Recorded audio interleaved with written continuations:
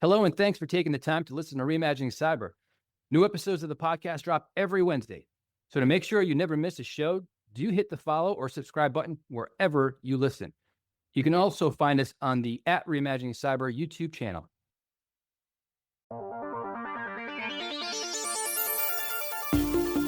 Agentic AI is everywhere right now. Autonomous bots, real permissions, real access.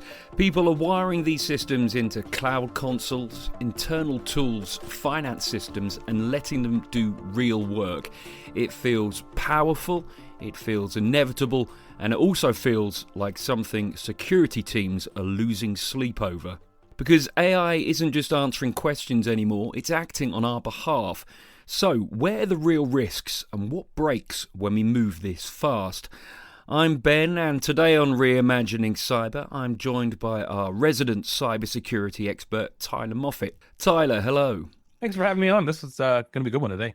So, what's actually happening right now? Huge concern. A lot of security people are raising up red flags. Like, are you guys not seeing this? Because we're basically watching the moment where like AI is no longer just like a tool where you're just asking questions and getting feedback, and then now it's becoming something that's like acting on your behalf, even only digitally. Like it's whenever software starts acting, security consequences follow, and so everybody's talking about Terminator and Skynet. That's sort of what we think is what's gonna follow, if that makes sense. Let's start by keeping it simple then. Why is everyone rushing into Agentic AI?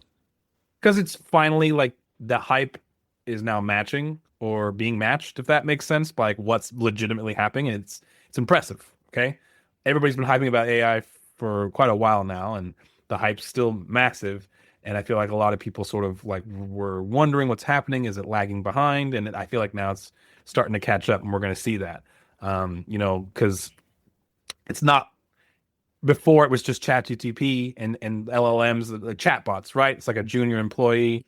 Where it's changed now to where you can give it goals, not prompts, right? It figures out steps. You give it APIs. It'll do the work while you sleep.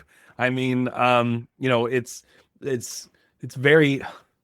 what people have been wanting for a long time, right? There's very deep itches that builders and coders have wanted for a long time, especially when you think about like automation and leverage and speed. Like this is what you want, working while you sleep, essentially.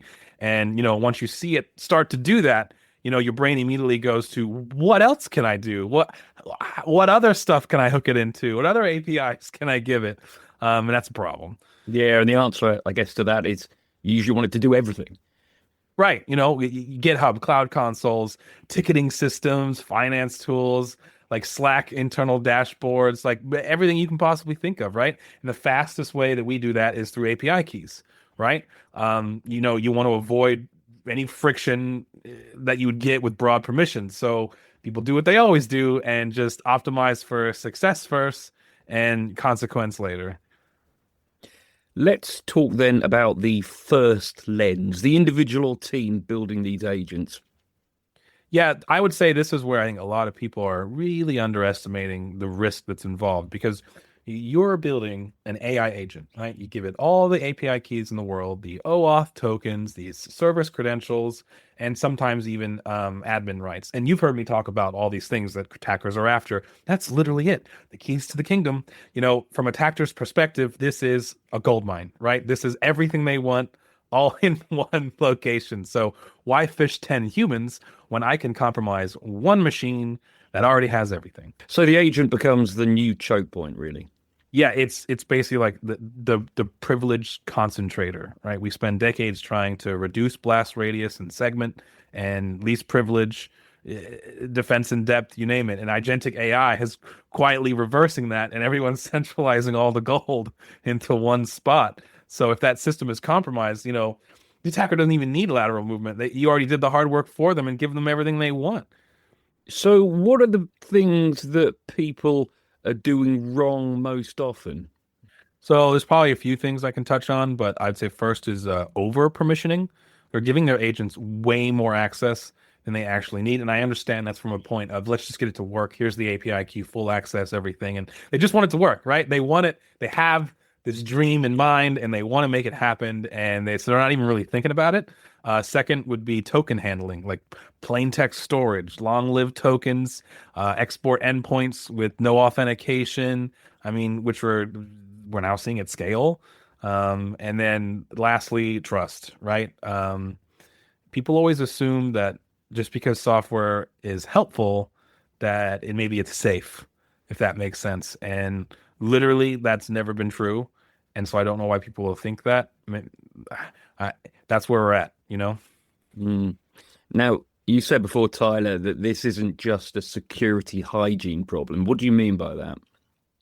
So, yeah, I mean, this is the part people don't like hearing. You know, most of this risk isn't like accidental or, unaccounted for.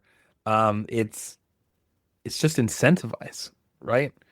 If you're in a startup and speed gets funding, if you're an engineer, you know working and showing demos and proof of concepts gets you praise, and if you're a manager, automation, it reduces like the headcount pressure, and security basically slows all of that down.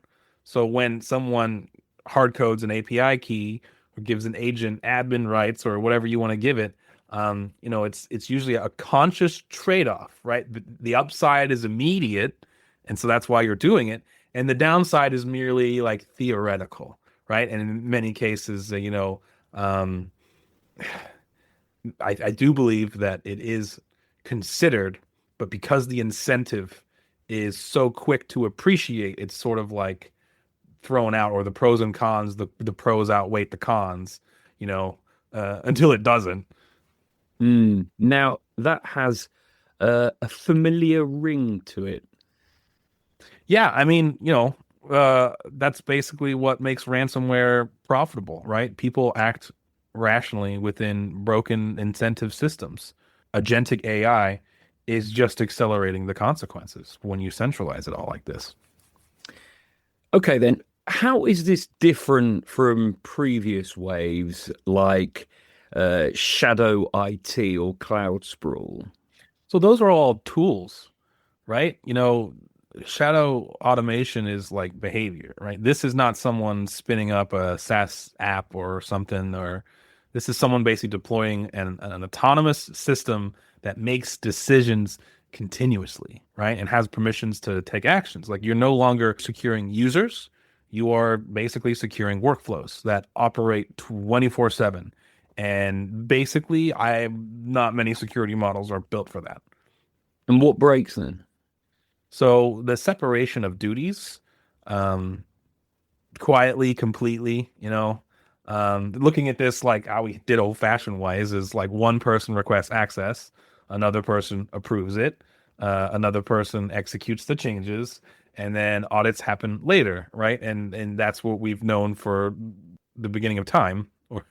And with agents, it's the same system requests and executions, and then reports on its own actions. It does everything all at once, and then gives you a report later, and being like, okay, so if AI creates infrastructure, approves its own change, deploys code, and then writes the incident report, like it would feel like that your controls are theater, um, and that's where we're at. That I don't think this is fully landed on a lot of people. I mean, a lot of people are definitely talking about it now, but I guess trying to explain this to the broader audience of, this hasn't landed yet.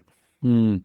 Talk to us then about Maltbook and I guess other similar platforms where AI delegates tasks to humans.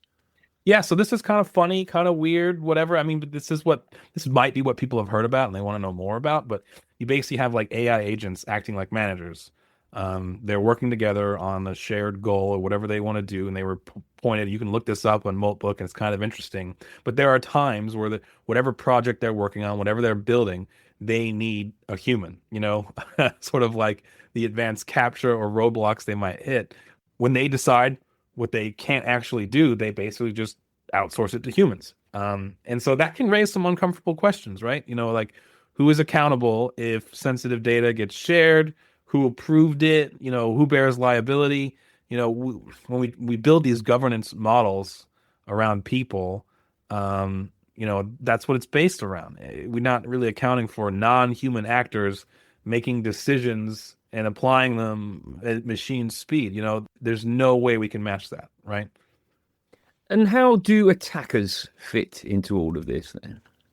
So basically, like, attackers are perfectly positioned, like we talk about, with this centralization, and also like using AI and abuse, I guess, of agentic AI, right? Attackers, they don't care about audits, they don't care about false positives, and they don't even care about like cleanup. An attacker can basically spin up an agent and then rotate their infrastructure constantly, which is really helpful in evading the bad guys. They can scrape credentials, delegate humans, launder activity across clouds, and essentially just operate nonstop 24/7 in a way that they weren't ever really able to do before. And so defenders are constrained by policy, and like attackers are not, right? And so that makes it very difficult, and I would say weighs the scales in favor of the attackers. This asymmetry, if you will, is new, and heavily favors the bad guys. Okay, Tyler, as normal, you've given us a first-class summary of what's going on, but time to earn your money. What should people actually do? Yeah, so we talked about this before, but I would just have a security posture that assumes, not if I'm infected or being compromised, but when I'm compromised, right? Just assume compromise. Design your agent like it will be breached, right? Second, ruthless least privileged access. I can't stress that enough. If it doesn't need the access, it doesn't get the access. Token hygiene, another big one. Short-lived tokens, rotation, monitoring, and don't have it update its own tokens itself or anything like that. As you can see, that would make the security protocols theater, like we discussed. And yeah, next would be visibility. If you can't explain what your agent did or why it did it, you're behind. You're stuck. You're in the mud. You've got to be clear here. That's a big problem. So finally, treat AI agents like production infrastructure, not toys, because attackers already do. Is this one of those moments that you think we'll look back on one day? Yeah, what we always do. The tech is incredible. It's like an exponential. It's like the next stage. People look back in textbooks and things that were introduced and technology that accelerated and allowed for certain things. Like, obviously, we're going to look back and see this. Just think about. People use it as a common example, but just when AI first came out, like late 2023, and they were doing the image generation of Will Smith eating spaghetti, right? It looked comically awful back then, and then still pretty bad the next year, but it was like, okay, it's getting better. And then in 2025, it was like, wow, that's really, really good. And then now they released another one early 2026, and he's like having a conversation with dinner, and it's cutting back and forth like a movie, and it's like we're at the point now where it's almost indistinguishable, and so the tech is incredible, right? And it feels like accelerating acceleration. We're going to be hitting the singularity. Who knows when? Is it 5 years away? Is it 20? No one really knows.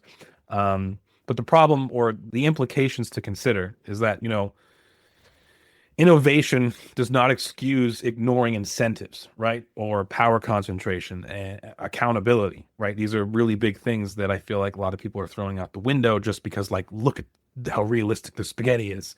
And it's a problem, So if you're giving your AIs and your agentic bots and whatever you're using AI for, your keys to the kingdom, attackers are coming straight for the door.